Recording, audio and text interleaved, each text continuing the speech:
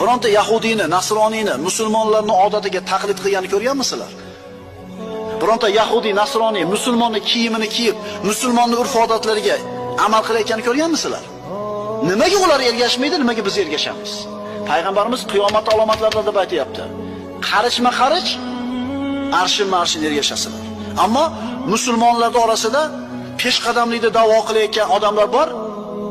Bular madaniyat, taraqqiyot da'vosi bilan musulmonchilikka to'g'ri kelmaydigan narsalarni hayotga olib kirib kelayotganini ko'ramiz. Shuning uchun birodarlar, tug'ilgan kunlar, mana yaqin qoldi yangi yillar, Valentin kunlar, yana qanaqa kunlar bor? Musulmonlarga yarashmaydi bu narsa. Musulmonlarga yarashmaydi, qolganlar qilaversin. Nimasi yomon? Biz hammaga yomon demayapmiz, biz musulmonga bo'lmaydi deyapmiz xolos.